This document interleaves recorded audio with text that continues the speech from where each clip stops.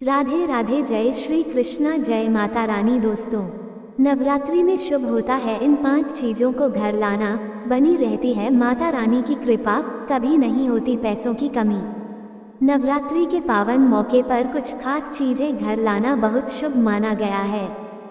धार्मिक मान्यताओं के अनुसार इन चीज़ों को घर लाने से माता रानी की कृपा बनी रहती है और कभी भी धन धान्य की कमी नहीं होती। हिंदू धर्म में शारदीय नवरात्रि के पर्व का विशेष महत्व है। 9 दिनों तक चलने वाला ये पावन त्योहार मां दुर्गा को समर्पित है। इन दिनों देवी दुर्गा के 9 स्वरूपों की पूजा की जाती है। कहते हैं कि इन दिनों जो भी भक्त माता रानी से सच्चे दिल से कुछ भी मांगता है तो मां अपने भक्तों की पुकार को खाली नहीं जाने देती। भक्त भी अपनी मां के स्वागत में कोई कसर नहीं छोड़ना चाहते। वे पूरे 9 दिनों उपवास करते हैं और मां की आराधना में लीन हो जाते हैं।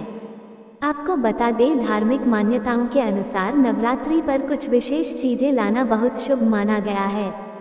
कहते हैं कि इन चीजों को घर लाने से मां दुर्गा बहुत प्रसन्न होती हैं और अपने भक्तों पर कृपा बनाए रखती हैं। तो चलिए जानते हैं उन खास चीजों के बारे में। घर ले आए चांदी का सिक्का। धार्मिक रूप से नवरात्रि में चांदी का सिक्का घर लाना बेहद ही शुभ माना जाता है। इसे मां लक्ष्मी का प्रतीक माना गया है। कहते हैं कि चांदी के सिक्के को लाकर उसे मंदिर में स्थापित कर पूजने से घर में बरकत बनी रहती है और पैसों की कमी नहीं होती। ऐसे में आप भी इस नवरात्रि चांदी का सिक्का अपने घर ला सकते हैं।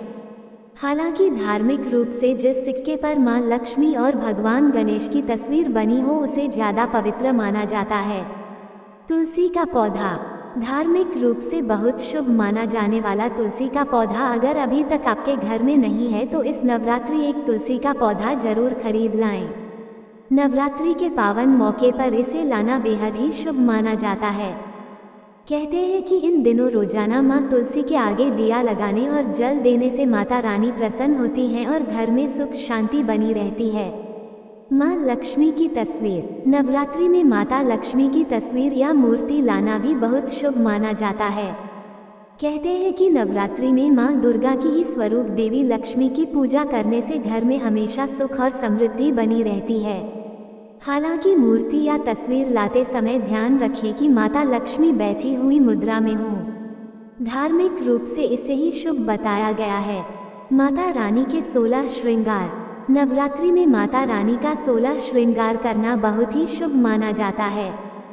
कहते हैं कि जो महिलाएं नवरात्रि में मां दुर्गा को 16 श्रृंगार अर्पित करती हैं उन्हें अखंड सौभाग्य की प्राप्ति होती है। ऐसे में आपको नवरात्रि में जरूर माता रानी के लिए श्रृंगार का सामान लाना चाहिए।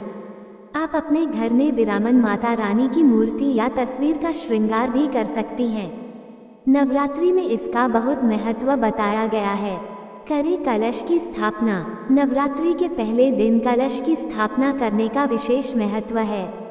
ऐसे में आप नवरात्रि में कलश जरूर खरीदें। आप अपनी सामर्थ्य अनुसार मिट्टी, पीतल, सोना या चांदी कैसा भी कलश खरीद सकते हैं।